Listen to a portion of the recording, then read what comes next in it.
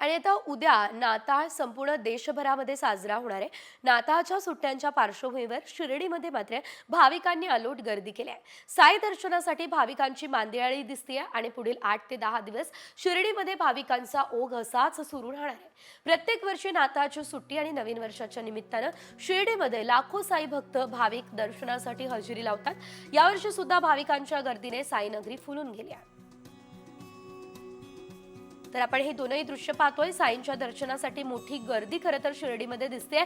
सध्या आपण जर बघितलं तर नाताळ आणि नवीन वर्षाच्या पार्श्वभूमीवर मोठ्या प्रमाणात सुट्ट्या या सध्या कर्मचाऱ्यांना मिळणार आहे आणि त्यामुळे देवदर्शनासाठी नागरिकांची गर्दी दिसते।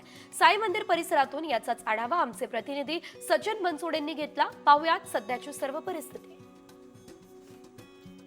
नाताळ आणि नवीन वर्षाच्या पार्श्वभूमीवरती सलग सुट्ट्यांमुळे पर्यटन स्थळांसोबतच धार्मिक स्थळे देखील मोठी गर्दी होताना दिसते। सकाळपासूनच भाविकांनी दर्शनासाठी मोठी गर्दी केल्याचं चित्र आहे। सलग आलेल्या सुट्ट्यांमुळे भाविक जे आहे ते आपल्या कुटुंबियांसोबत या ठिकाणी साई चरणी नतमस्तक होण्यासाठी आलेले आहेत।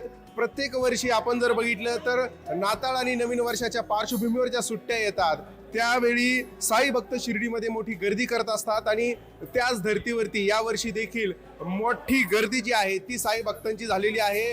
साई मंदिराच्या दर्शन रांगांसह शिर्डीतील रस्ते जे आहेत ते देखील साई भक्तांच्या गर्दीने फुलून गेलेले आहेत आणि ही जी गर्दी आहे ही गर्दी लक्षात घेता साई संस्थांनी देखील साई भक्तांचे दर्शन व्यवस्थित व्हावं यासाठी विविध उपाययोजना केलेल्या आहेत। सचिन बनसोडे, साम टीव्ही न्यूज, शिर्डी, अहिल्यानगर।